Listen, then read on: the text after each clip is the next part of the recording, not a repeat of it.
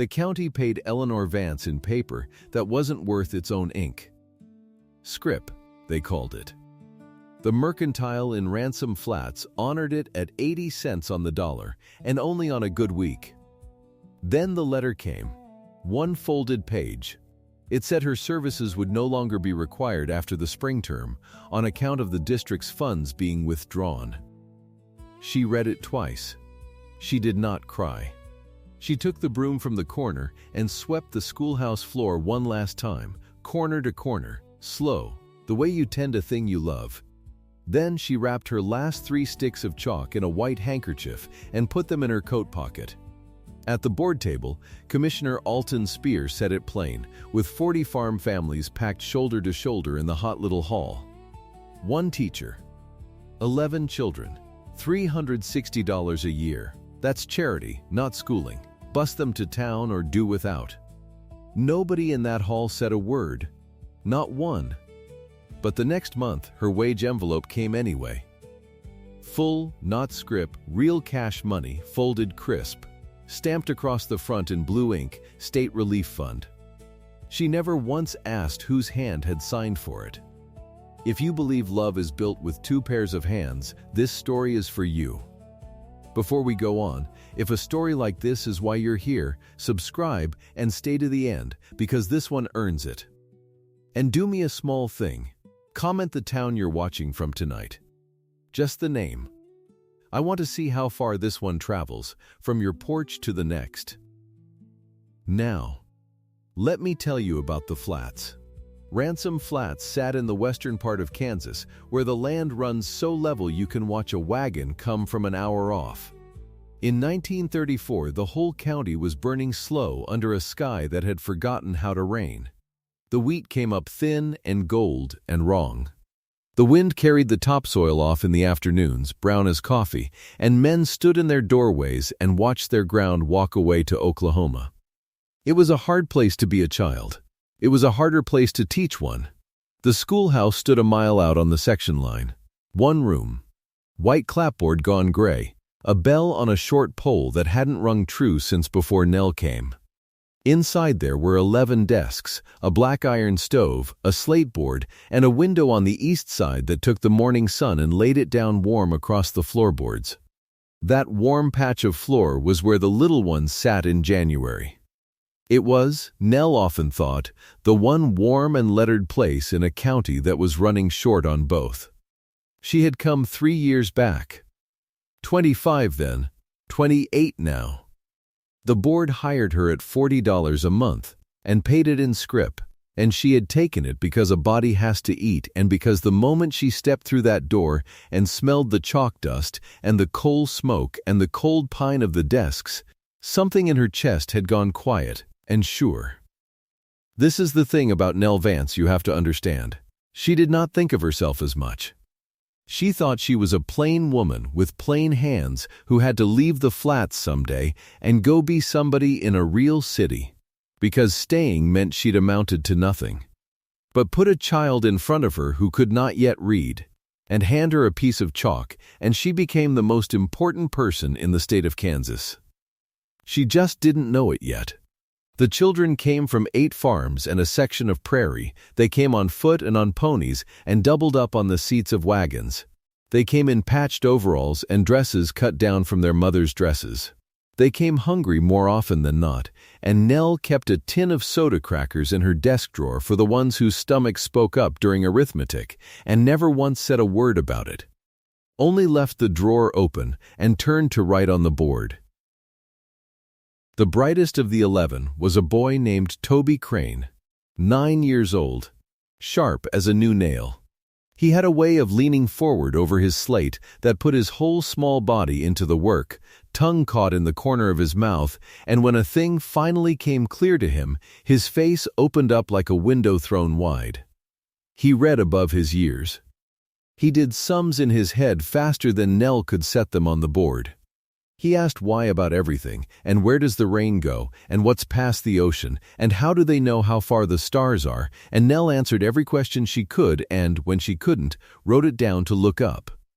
because she had learned that a boy's questions are a fragile thing and you do not laugh at them and you do not wave them off.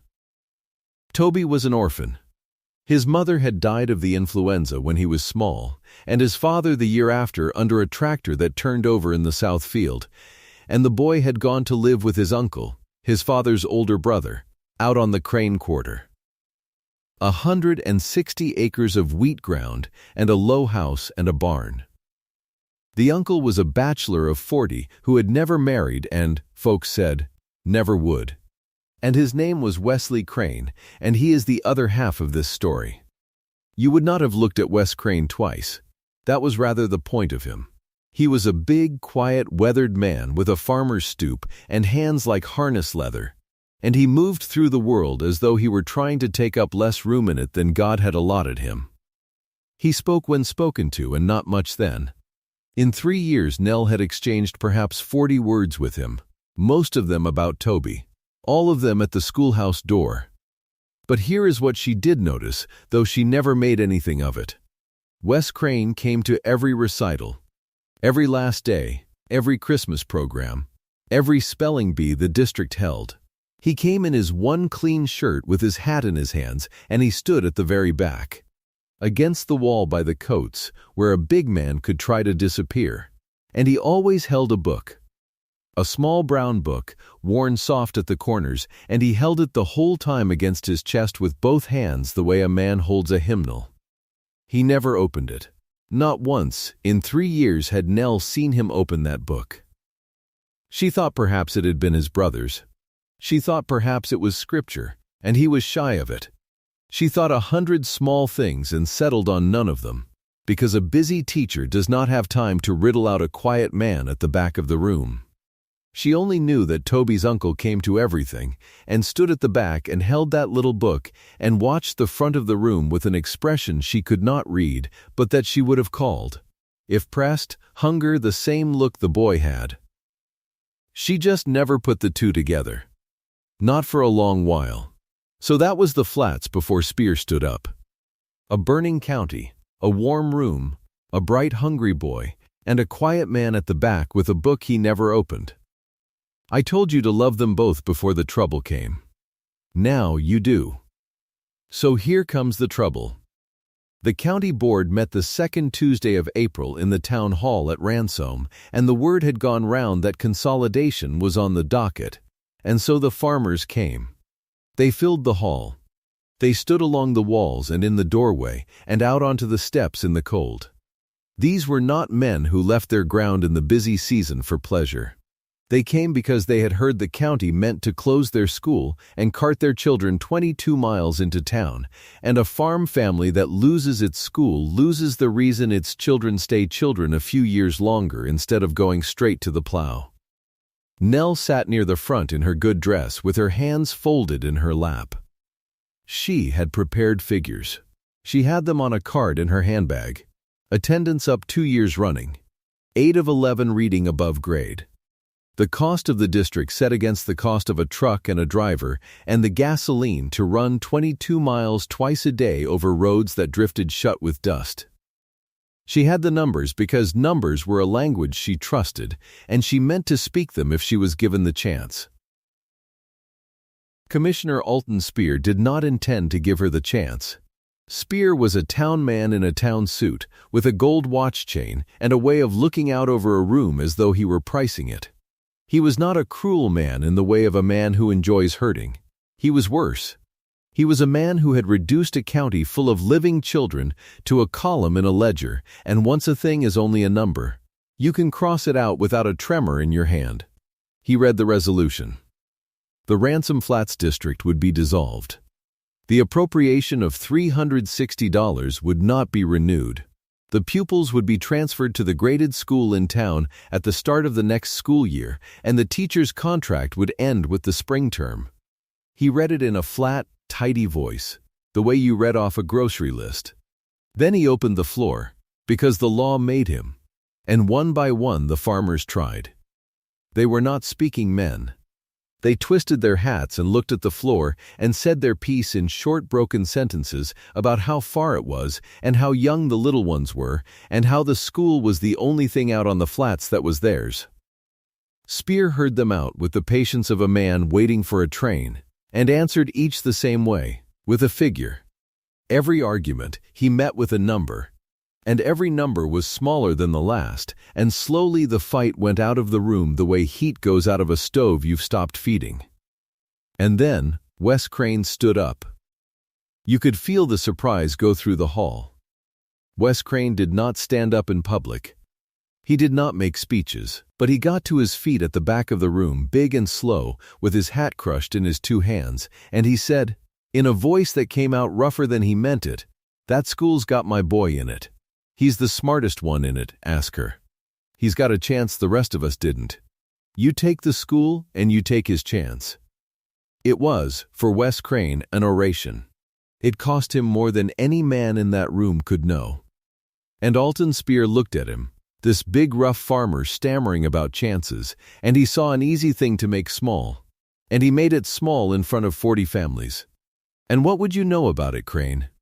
Speer said, easy and cool, holding up the paper in his hand. "You can't even read the ledger you're arguing. Sit down." The hall went dead still. It was a cruel thing to say, and everyone knew it, and everyone also knew, in the way a small county knows everything, that it was true. Wes Crane could not read. 40 years old, and he could not read his own name. It was the kind of thing that was known and never spoken, the way a limp is known, and Speer had just spoken it, loud, into a packed room. To win a small point he'd already won. Wes did not answer. There was no answer to make. He stood one more second with his jaw working, and then he sat down slow and put his eyes on the floor and did not raise them again. And Nell Vance, watching from the front, felt something turn over in her chest that she did not have a name for. She had her card of figures in her handbag. When they called for further comment, she stood and spoke her numbers clear and steady, and they were good numbers, and they changed nothing, because Speer had the votes before he ever gavelled the meeting to order. The board voted. The school was gone. Nell sat back down and folded her hands and did not let her face move, because there was a big quiet man 3 rows back who had just been shamed for her sake, and she would not add her own tears to the tally. Now, I want you to notice some small things, because this story is built out of small things, and the whole of it turns on details you'd walk right past. So let me point them out to you as we go. The way you'd point out a track to a child so he'd know it next time. The first small thing was this. In the weeks after the board meeting, Nell had cause to be in the mercantile, and Wes Crane was there ahead of her at the counter, buying seed. And when it came time to settle, Wes did not read the ticket the storekeeper wrote up. He patted his coat and said, easy, that he'd left his spectacles at home again, and would Ada read him the figures. And Ada Pruitt, who kept the post office window in the back of the store and served as treasurer of the school board besides, read the prices off to him in a low, steady voice, no fuss, like it was the most ordinary thing in the world. And Wes nodded along, and when the ticket was done, he did not sign his name. He took the pen and made a mark. A plain X, careful and slow, the mark of a man who has made that same mark 10,000 times and hated it 10,000 times. Nell saw it and thought nothing of it. A man forgets his spectacles. She had already turned to her own errand before it even settled in her mind. But I'm telling you now, so you'll hold on to it. He always forgot his spectacles. Every single time. The second small thing was the book. That worn brown book he carried to every recital and never opened. If you had picked it up off the seat of his wagon and turned back the soft cover, you would have read, in faded gold, McGuffey's Eclectic Reader. First reader, the kind they give a child of 6. And you would have wondered why a grown farmer carried a child's first school book against his chest to every program the district ever held and never ever opened it in front of a soul. Hold on to that too. We'll come back for it. And the third small thing, the one that started everything moving, came at the end of that same month, when Nell went to the post office window to collect her mail. And Ada Pruitt slid an envelope across the counter and would not quite meet her eye. It was her wage envelope. But her wages had ended. The county had cut the funds. There should have been no envelope at all. Nell stood there and turned it over, and across the front, stamped in blue ink, it said State Relief Fund, and inside, when she opened it, was the full $40. Not scrip. Cash. Real folding money. More money than she had held in one hand in 3 years of teaching, because for 3 years they'd paid her in paper worth 80 cents on the dollar, and here at last was a dollar worth a dollar. "There's a state fund," Ada said, before Nell could ask. Ada said it quick, the way you say a thing you've practiced. "For hardship districts. Come through this spring. It's meant to keep the doors open where the county's pulled out. You've been put on it." Nell looked at her. "There's a fund," she said. "There's a fund," Ada said, and busied herself with the letters in the sorting rack. And that was the end of it. Now, Nell Vance was not a foolish woman. She knew that a state relief fund does not appear the very month a county cuts a district loose, in cash, in the exact amount of one teacher's wage, and land in the hand of that one teacher and no other.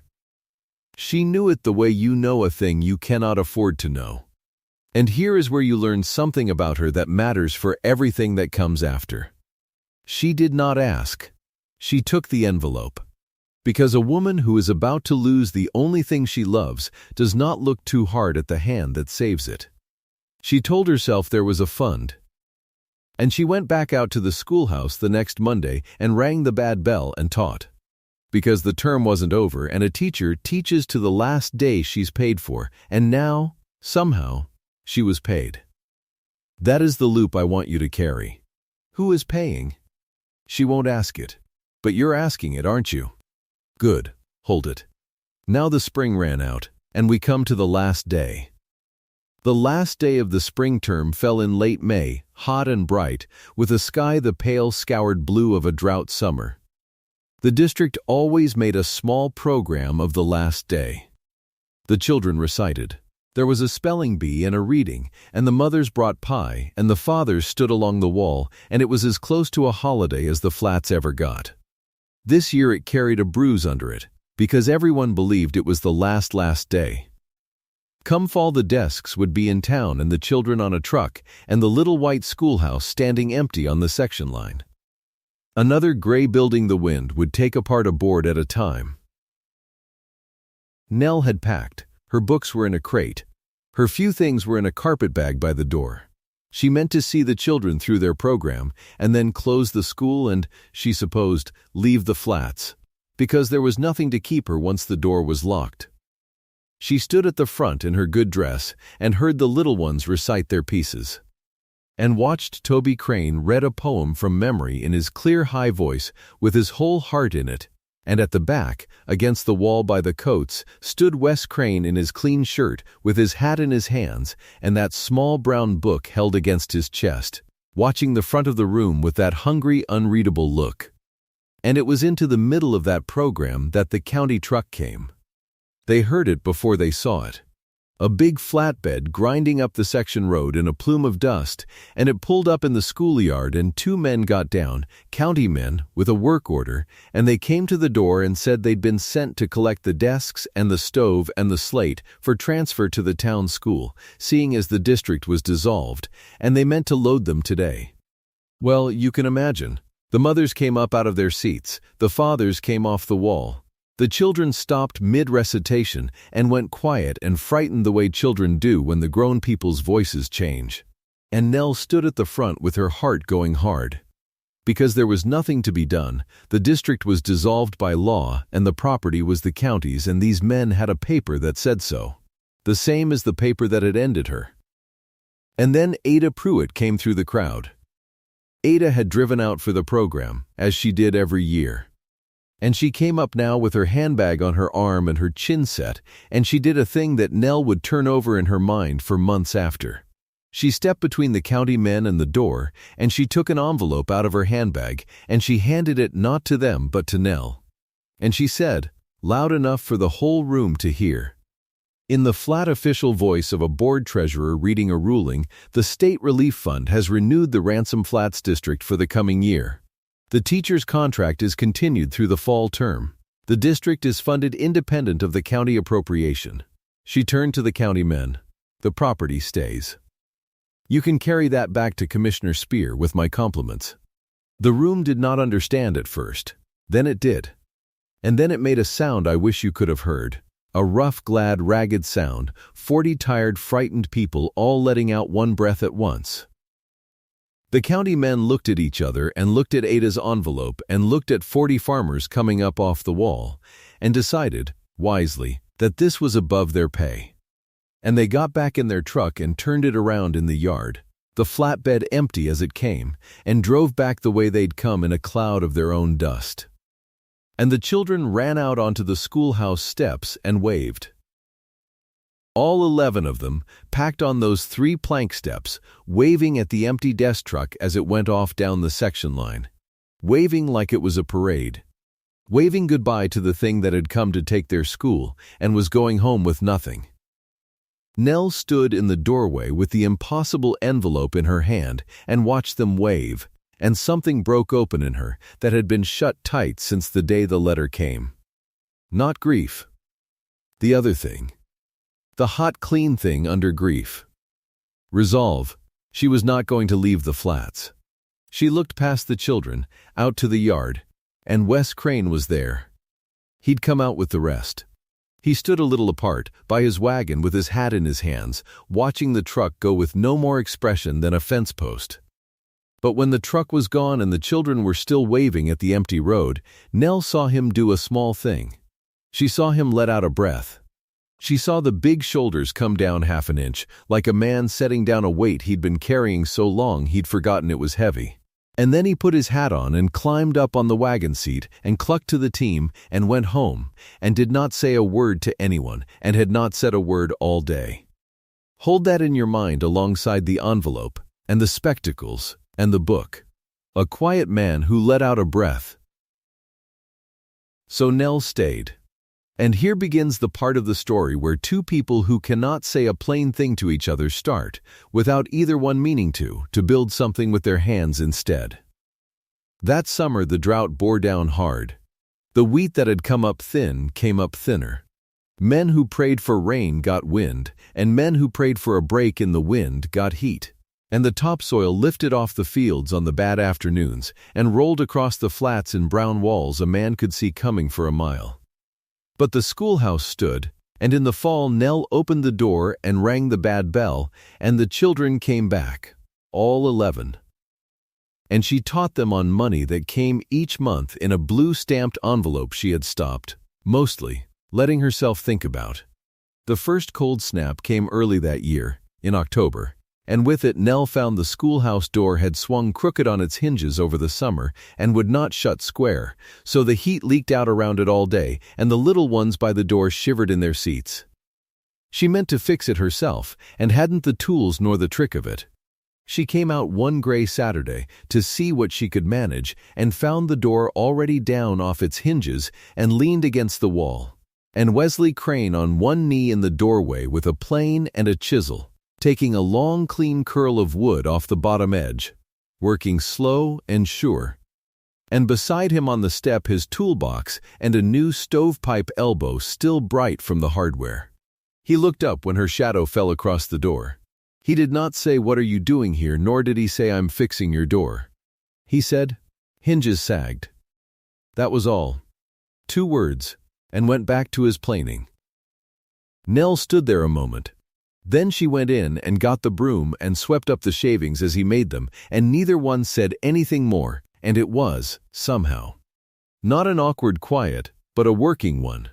When he'd hung the door true, he tried it 3 times, swinging it shut soft to hear the latch catch clean, and then he climbed up and mended the stovepipe where it had rusted through at the elbow, up on a chair with his big hands sure among the black iron, and Nell held the chair steady and handed him things when he put his hand down for them without looking. And by the time the light was going the door shut square, and the stove drew clean, and the room would hold its heat through the winter. Then Wes packed his toolbox and touched his hat and drove home. He'd said, in the whole of a Saturday, perhaps a dozen words. That was the first one. The first thing built with hands instead of said with a mouth. There were more. A week later, a load of coal appeared by the schoolhouse door. Good hard coal. More than the district's cut fuel money would have bought in a lean year. And split stove wood stacked neat beside it, and no name on it and no note. Nell asked the children if they'd seen who brought it. They hadn't. She asked Ada at the post office. Ada said the relief fund covered fuel and looked at the sorting rack, and Nell let it be. But she was a woman who could add. Coal and wood and a mended door and a hung stovepipe, and every one of them arriving quiet, from no direction, in a county where everyone knew everyone's business but this. She was adding, whether she wanted to or not. And she had begun, that fall, to tutor Toby in the evenings out at the Crane place.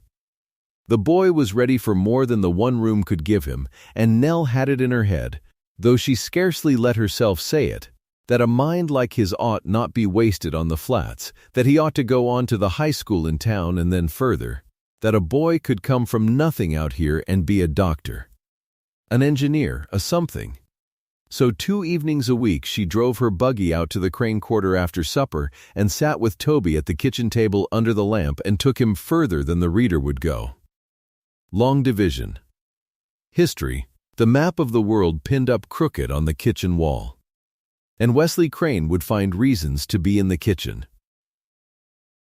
He'd come in from the barn and wash up at the basin, and then, instead of taking his coffee to the front room the way a man does when the teachers come to work with his boy, he'd sit down at the far end of the table, out of the lamplight, and mend a harness, or oil a trap, or whittle at some small thing, and he'd stay. He never spoke. He never interrupted the lesson. But he was there, in the shadow past the lamp, listening, and when Toby got a thing right his uncle's hands would go still for a second over the harness, and when Toby stumbled they'd wait, and when the boy found it again they'd move on. Nell noticed. She noticed the way you notice a clock has stopped, not at first, and then all at once, and can't unnotice it. One evening she had Toby reading a poem aloud, an old one, the one about the village smithy, and the boy read it flat, the way children do, all the words right and none of the music. And Nell was trying to teach him the beat of it, the swing, the way a line of verse is meant to fall on the ear, and she couldn't quite get him to hear it. And out of the dark end of the table, low, almost to himself, Wes Crane said the next line. He said it in time. He said it with the swing in it, the beat landing just where it ought. The music the boy couldn't find coming out of the shadows in that rough, quiet voice, perfect. And then he stopped, as though he'd caught himself doing something he shouldn't, and put his eyes back on the harness in his hands. Nell looked down the table at him. "You know it," she said. "Heard it," he said, not looking up. "Long time back." "You have the meter exactly," she said. "You've a better ear for it than I do." He didn't answer that. His ears had gone red at the tips, she saw, in the lamplight, and a small, strange thought went through Nell's mind and was gone before she could hold it. He had the whole rhythm of the poem by heart and true. But he'd looked at the page in Toby's hands the whole time she'd been teaching it, and his eyes had never once moved along the lines. He'd learned that poem, every beat of it, and he had learned it, she realized, without ever reading it. By ear. Only by ear. She didn't understand it yet. But she was, all that fall, gathering the pieces of a thing without knowing she was gathering them. The spectacles he always forgot. The X where his name should be. The child's reader he carried and never opened. The poem he knew by heart and could not have read off the page. The coal from nowhere. The door. The envelope stamped in blue. You have all the pieces too now, earlier than she does. That's on purpose. I want you to be a little ahead of her, so that when she finally sees it, you'll have been waiting for her there. 2 more things happened before the year turned, and then I'll leave you at the edge of the next part. The first was that the county cut the fuel money for the Christmas recital, a small mean stroke of Speer's. pulling the last dollars that would have lit and warmed the schoolhouse for the one night of the year the whole district came together. Word came in early December, and it looked, for a few days, like there'd be no recital at all, no program, no candles, a cold, dark room on the coldest night. And then, quiet, the way everything came that year, it was handled. Coal enough for the night appeared, lamp oil, a box of candle stubs, and on the night itself the little schoolhouse glowed gold on the black prairie, warm as a held hand, and every family on the flats packed in, and the children sang, and Toby recited the night before Christmas from memory perfect, and at the back, by the coats, stood a big quiet man with his hat in his hands, and a worn brown book held against his chest, watching the front of the room. And this year, when Nell caught his eye across the crowd, she did not look away, and neither did he, for one long second, before they both did. The second thing came in a good envelope for once. A town envelope, cream-colored, with a return address in Wichita. It was from a Mr. Reeve, a druggist there, a courteous man who had met Nell that autumn when she'd gone to the city to buy books, and had called on her twice since, properly, with his hat and his good manners and his sedan automobile. The letter was kind and clear. There was a post open at a graded city school in Wichita for the coming year. $60 a month, cash, not scrip. A real school with real rooms and other teachers and a library. He had spoken to the principal. He had, he wrote, taken the liberty of putting her name forward, because he believed a woman of her gifts was wasted on a one-room country school, and because he hoped, he wrote, more plainly than he'd yet said it, that she might consider building a life in the city where such gifts were valued. He asked for her answer by the new year. $60 a month. A graded school. A library. A courteous man with a good living who said her name like it mattered. Everything Nell Vance had told herself for 3 years that she wanted. Everything that meant she'd finally become somebody, in a place where being somebody could be seen. She sat at her little table in her rented room with the letter open in front of her and the lamp burning low, and she thought about the city, and the library, and the $60, and Mr. Reeve's kind, clear handwriting. And then she thought about a boy leaning over a slate with his tongue in the corner of his mouth. And a door hung true, and a poem said perfect out of the dark, and a room glowing gold on a black prairie, and a big quiet man at the back with a book he never opened, and the breath he let out when the empty truck drove away. She did not answer the letter that night. She folded it and put it in the drawer, under the tin of soda crackers, and she told herself she would answer it later, when her head was clear.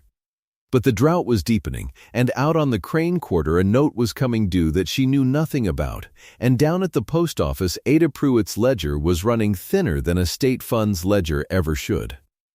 And Nell Vance was going to have to choose, soon, between the woman the city said she ought to be and the something she was already quietly becoming out here on the burning flats, with her hands, alongside a man who couldn't say a word of what he meant and was spending everything he had to say it anyway. She just didn't know yet how much everything was. Neither do you. Stay with me. She answered the letter, in the end. But not the way Mr. Reeve wanted. It was a Sunday in late winter when she made up her mind. The wind was up. She sat at the little table in her rented room, and she did not write to Wichita. She wrote to Topeka, to the office of the state superintendent of public instruction. She had a card of figures in her handbag from the board meeting, and she copied them out clean. 11 children, 3 years, 160 acres of nothing for 22 miles in every direction, and one warm lettered room in the middle of it. She asked for an emergency education grant. She made the case the way she would make it to a bright child who had stopped believing the answer was worth the work. Plain, steady no begging in it. She read it over twice. Then she took out Mr. Reeve's letter from under the tin of soda crackers, and she wrote him back too. She thanked him. She meant it. She told him she was needed where she was. She did not say by whom. She sealed both envelopes and walked them down to the post office through a wind that took the breath out of her, and she handed them across the counter to Ada Pruitt. Ada looked at the two addresses, one to Topeka, one to Wichita. She did not say a word about either. But something moved in her face, quick, and then it was gone. "You're staying then," Ada said. "I'm staying," Nell said. Ada nodded slow. She weighed the letters like they were heavier than paper. "All right," she said. All right then, Nell did not know it yet. But she had just made the choice the whole thing turned on. She was not going to wait to be rescued. She was going to win the district on its merits, or lose it trying, with her own two hands and the one thing she had that the county could not take. She could read, and write, and argue. And she meant to. The drought did not care about any of that. Spring came, and there was no spring in it. The wheat came up thin, and then it stopped. By May the fields on the Crane Quarter were the color of a paper bag. Nell would ride out 2 evenings a week to tutor Toby, and each time the wheat was a little more gone. Wes said nothing about it. He never said anything. But she watched him stand on the step of an evening and look at his ground the way a man looks at a sick animal he cannot doctor, and she began to understand that something out here was ending, and she did not yet know its name. Toby knew his letters clean through now. He read to her from the McGuffey while his uncle sat by the stove and mended harness in the lamplight, and Nell noticed. She had noticed it a long while, and made herself not think it, that Wes turned his big head toward the boy's voice like a man warming his hands. Not toward the page, toward the sound. One evening the boy read the poem about the village smithy, under the spreading chestnut tree. Wes's lips moved. Every word. Ahead of the boy, almost, and there was no book in his hands. Nell looked down at her own hands and did not say anything. It was a black duster in late spring that gave her the first hard piece of it. The sky went the color of a bruise about 3 in the afternoon, and then the dark came rolling, and there was no school held that day. Could not be. You could not see the fence from the door. Half the children never made it in. But the Dvorak place was 4 miles out, and the road runs past the Crane Quarter, and Nell, riding it out the next morning to see the damage, found the story already told in the schoolyard. Wes Crane had gone out in it. In the worst of the duster, with a wet feed sack tied over his face and another over the horses, he had driven the wagon 4 miles to the Dvorak farm, and 4 miles back, twice, and hauled every one of those 5 children into the schoolhouse where it was tight and warm. Because their father was down sick and the mother could not leave him, and the children would have missed the count. And the count mattered. Speer had told the county the district could be closed if the average attendance fell below a number, and Nell had seen the number. And she knew that morning the Dvorak 5 were the whole margin. Wes had not said a word about why. He'd set the children down inside the door and gone back out into it. Toby told her the rest, proud, chin up. "Uncle Wes says a boy's got to be counted," the child said. "He says nobody's counting us out." Nell stood in the cold schoolroom and looked at the door Wes Crane had hung true with his own hands the autumn before, and she felt the shape of something she could not yet look at straight on. She looked at it straight on 3 weeks later. And it near killed her. It was a bank paper that did it. It came to the schoolhouse by mistake, in with the district mail Ada sent out.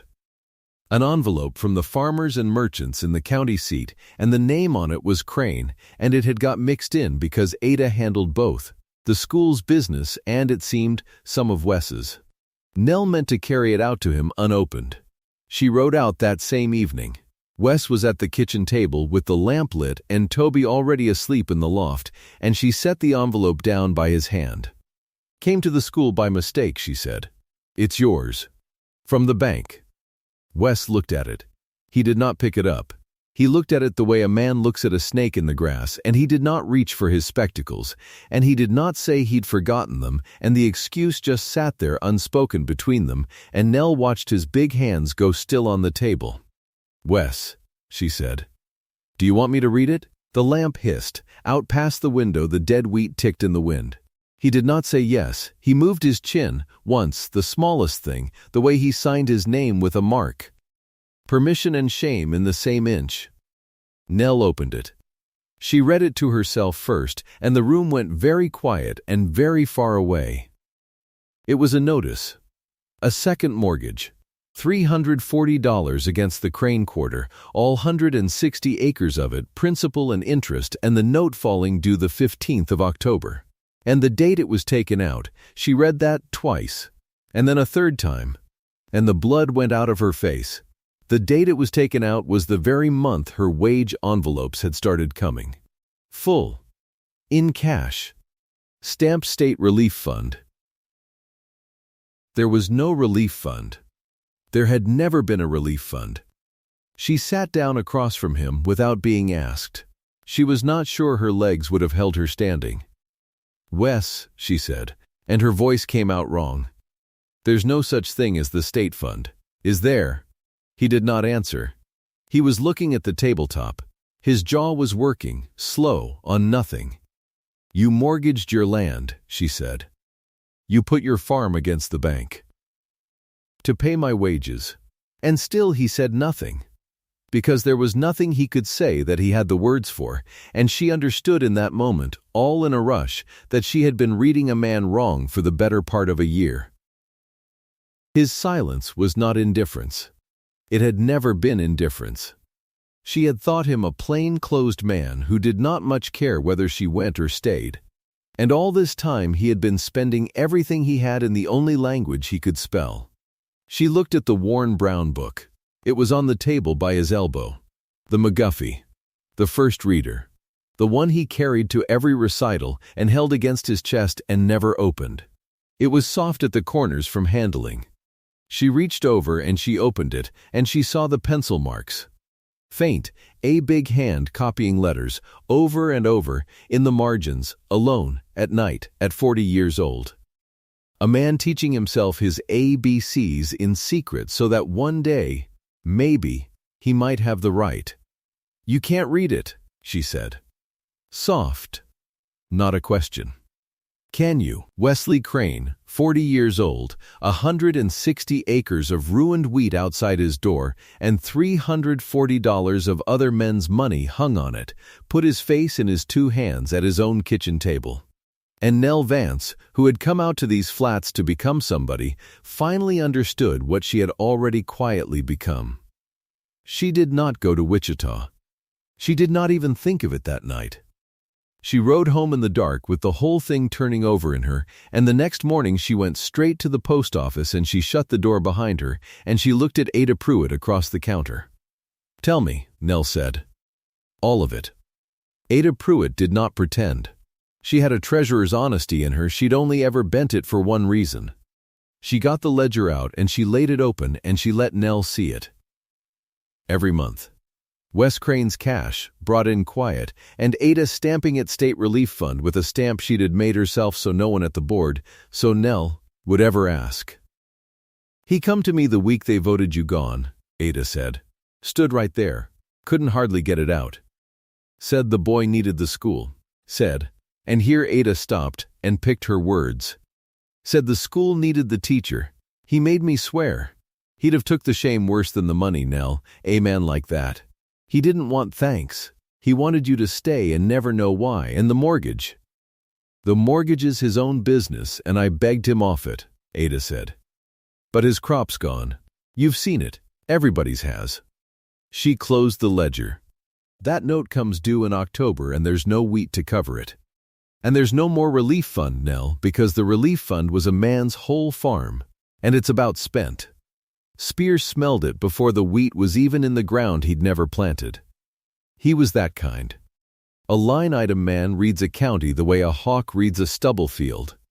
By July it was known in town, because Speer made sure it was known, that Wesley Crane was mortgaged to the eyes, and everybody had a good guess now over what.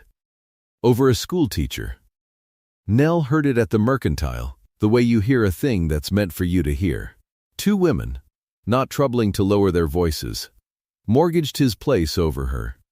At his age, and him not able to read the paper he signed. She stood in the aisle with a card of thread in her hand, and she burned.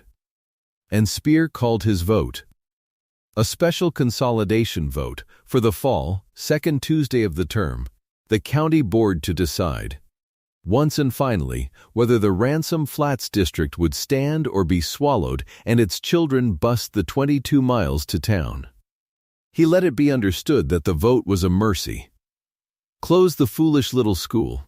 Spare the foolish big farmer from throwing good land after a lost cause. That was the night Nell decided to leave. Not out of hurt, out of love, though she'd have called it something plainer. She sat in her rented room and she did the arithmetic the way she'd taught 100 children to do it. If she stayed, Wes would keep paying. Because he was a man who did not know how to stop giving a thing once he'd started. He would lose the land. The boy would lose the land, all to keep a school teacher who could go and be kept elsewhere for $60 a month and no man's farm hung on it. But if she left, if she took the Wichita Post and went with her chin up, then the wage stopped mattering, and the county could forgive the district, and Wes could beg the note down or sell off a corner and keep his home. Her leaving was the thing that set him free. She got Mr. Reeves' letter out again. She uncapped the pen. She was going to be somebody in the city, and she was going to do it to save a man who could not spell the word she was saving him with. She got as far as Dear Mr. Reeve. She never finished it, because the flats had gone and grown a spine while she wasn't looking, and it was a 9-year-old boy who showed it first. Toby Crane heard the two women at the mercantile too. Children hear everything. And Toby, who had lost his mother and his father and had exactly two things left in the world that he loved, his uncle and his teacher, was not about to sit in a schoolyard and hear either one of them made small. So he told. He stood up on the woodpile at recess, and he told every child in the Ransom Flats district the truth of who had paid. Not the state, not the relief fund. His Uncle Wes, who mortgaged the farm, who hauled the Dvorak young ones through the duster so nobody'd be counted out, who couldn't read a word and had kept the only school in 40 miles open with his own 2 hands so that Toby could. Children carry things home. By the end of that week, there was not a farm family in the district that did not know, and Ada Pruitt, when they came asking, did not stamp it down. She stood at her counter and she confirmed it, plain, to whoever asked. Every dollar, she said. His own. Now you know. And the 40 families, the same 40 families who had packed that board hall a year gone and sat on their hands while Speer called their school charity, the same 40 families did a thing Nell Vance never saw coming. They organized. It started quiet, the way real things do out there. A box supper subscription, got up at the church, the proceeds pledged to the district. To pay the teachers' wage themselves, out of their own thin pockets, county or no county. $1 here, 50 cents there, egg money and seed money and money that could not be spared and was given anyway. Then the men. They came to the Crane Quarter of a Saturday, 8 of them, with teams, and they worked what could be worked of Wes's ground, and they said little about it. Because that was the country way, you did not speak a kindness, you did it. And Wes Crane of all men understood that language, and Nell watched him stand in his own dooryard and try to thank 8 men who would not be thanked, and she saw his throat move and no word come out, and she loved him so much in that minute she had to look at the ground. And then, the second week of September, Nell's own letter bore its fruit. It came from Topeka. From the office of the state superintendent. Ada brought it out to the schoolhouse herself and stood while Nell opened it, because Ada had carried enough of other people's secrets to have earned the reading of a good one. The state had granted the emergency education relief. The Ransom Flats district was to receive a direct appropriation, lawful, over the county's head, sufficient to fund the school and the teacher's wage for 2 years certain. And there was a further line, and Nell read it 3 times, and her hand began to shake. The grant provided for the retroactive reimbursement of relief monies already privately advanced to sustain the district in the emergency period, the private money, the disguised money, Wes's money, to be paid back out of the state fund in full upon documentation by the district treasurer. Ada Pruitt was the district treasurer. Ada Pruitt had the ledger. Every stamped month of it. $340 would come back to Wesley Crane, lawfully out of the state of Kansas, in time to clear the note that fell due the 15th of October. His land was safe. The school was safe. And it was safe because a schoolteacher had sat down one winter Sunday and used the one thing the county could not take from her. She could read and write and argue. And she had won it on merit, the way she'd sworn she would. She folded the letter. She looked at Ada. Neither of them could speak for a minute. "Well," Ada said, "finally, rough, won't the second Tuesday be a thing to see?" The schoolhouse could not hold them all. The morning of the consolidation vote, they came from every quarter of the district and beyond it. In wagons and on foot and in a few coughing trucks, and they packed the one room to the walls and stood 3 deep out the door that Wes Crane had hung true. The 11 desks were pushed back. The county board sat at a plank table up front where Nell's own desk usually stood. And Commissioner Alton Speer stood to open it, in a good town suit, with his papers squared in front of him. A man come to close a line item. He made his motion. He made it smooth.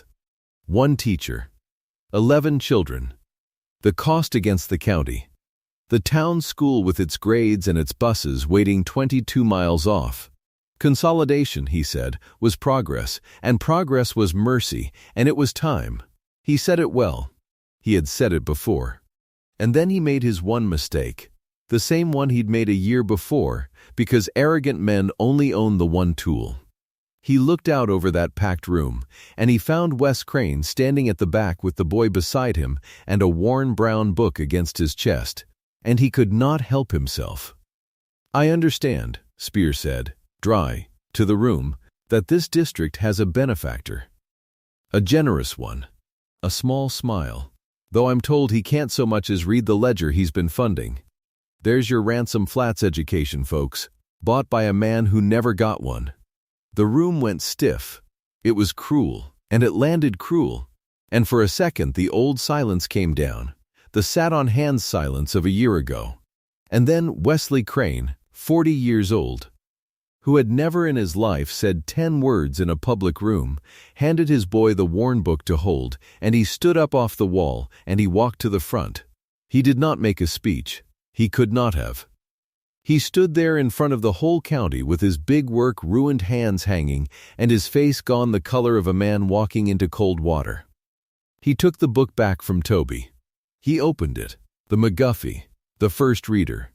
The one he'd carried shut against his chest at every recital for 3 years, because opening it in front of people was the one thing on this earth he was afraid of. He opened it to the first page. And Wesley Crane, who had been teaching himself his letters alone by a lamp for a year, put his thick finger under the first line. And in front of Alton Speer and 40 farm families and the woman he had mortgaged his whole life to keep, he read it out loud. The dog. His voice shook. He dragged his finger. The dog ran. The cat ran. See, the cat run. 6 words a child could read. It took him the length of a held breath, and it cost him more than the $340, and the room did not make a sound. He shut the book.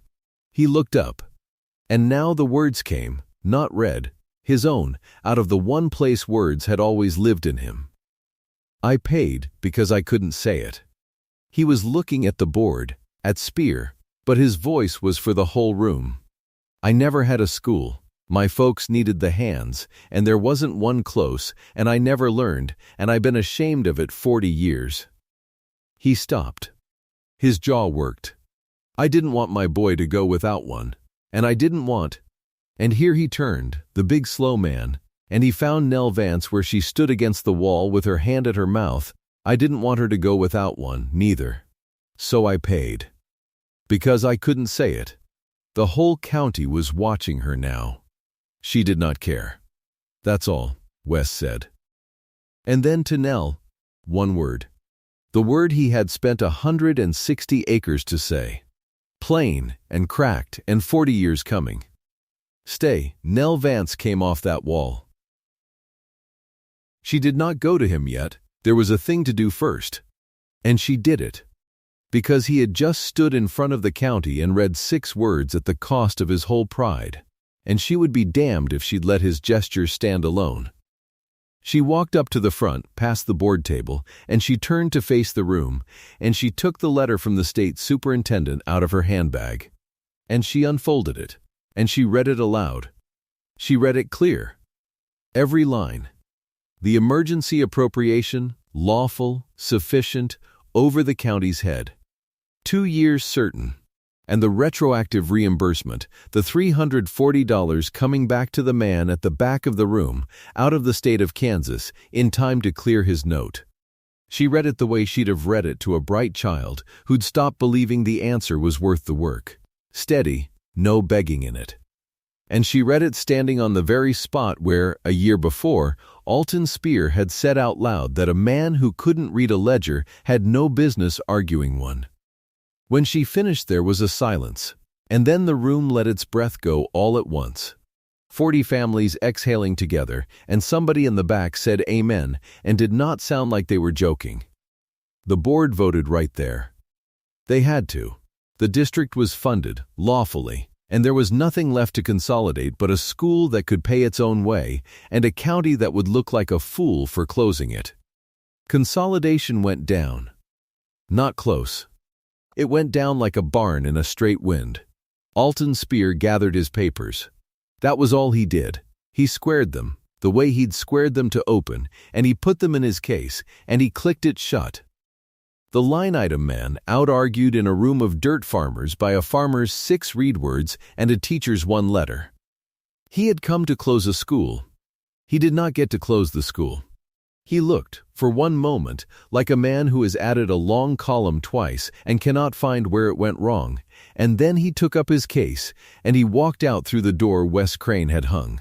And nobody stood, and nobody spoke, and the door swung shut behind him true and quiet on its mended hinge. He was contained the way that country contained a thing it was done with. Without a hand laid on him, just a room that turned back to its own business as if he had never been in it. Near the side, by the window, a courteous man in a town coat had been standing all the while. Mr. Reeve had driven out from Wichita on some errand of hope and had stayed to watch the whole of it. He understood now what he was watching. He was a decent man. Decent men know when a thing is decided.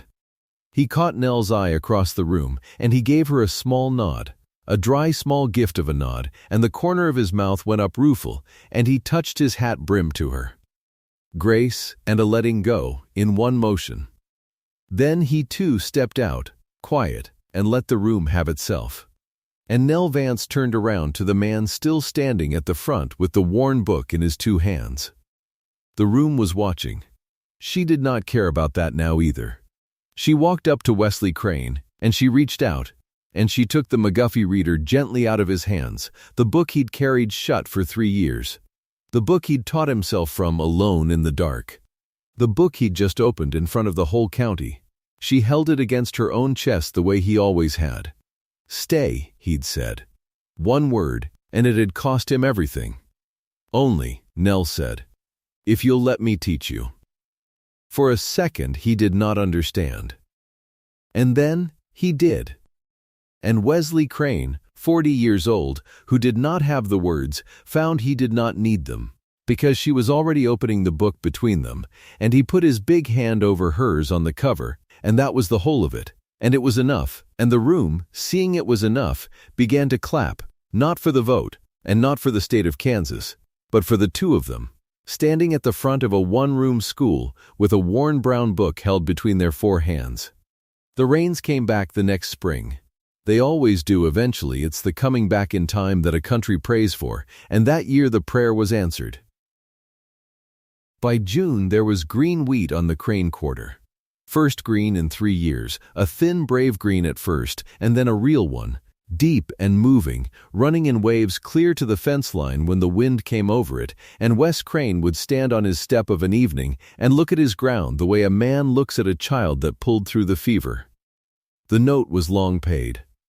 The land was his, all 160 acres, free of the bank and green to the horizon. The schoolhouse was full. The desks were back, all 11, and near every one of them had a child in it, because word gets around a country about a school that a whole district fought for. There was a second stovepipe now, run up neat through the roof. Because Wes had decided one stove was not enough to hold the winter off a room full of children, and had hung the new pipe himself of a Saturday, up on the roof with his toolbox, while Toby handed things up and Nell stood below and told him he'd got it crooked just to hear him laugh. Which he did now, sometimes, low, a thing he had not done when she first knew him. Toby recited at the fall program, up front, clear as a bell, the whole of the village smithy poem, and did not miss a word, and his uncle stood at the back and held the worn book against his chest. But he held it open now. And on the last soft porch of an evening, when the boy was asleep and the wheat was black and whispering out past the yard, Wesley Crane sat with the McGuffey open on his knee under the lamp, and he read, slow, a finger under the line still, some nights. But a whole page, out loud, front to back, the words coming one after another in his low plain voice, the dog and the cat, and then, further on, the mill and the boy and the man at the forge under the spreading tree. Nell sat beside him with her shoulder against his, and she did not help him unless he asked, and mostly he did not ask any more. The book was dog-eared soft at every corner now, worn down by 2 hands instead of 1, and when he finished a page he would let the breath out of him. The same breath she'd first heard the night the empty desk truck turned back. The breath of a man who has spent everything he had on a thing and found, at the far end of it, that the thing was his. They said in town that Commissioner Speer took a post at the county seat that next year. A bigger desk, a wider county, more line items to close. He did not come out to the flats again. He had no cause to. The flats had kept their school. Some men can spell out love in 100 pretty words and mean not one of them. And some men can't spell the word at all, can't read it, can't write it, can't say it out loud to save their own hearts, and go quietly and spend every acre and every dollar and every scrap of their pride they own writing it anyway, in the only hand they've got, for anyone with the eyes to read it. Nell Vance had come to those flats to become somebody in a place where being somebody could be seen. And she'd found out, alongside a big quiet man who couldn't read his own name, that the seeing was never the point. The building was. 2 pairs of hands, and a book held open between them, and a light burning gold in one warm lettered room on a wide dark prairie that had, at long last, come green again. If a story like this one found you tonight, tell me where it found you. Comment the town you're watching from. I'd like to see how far this one travels.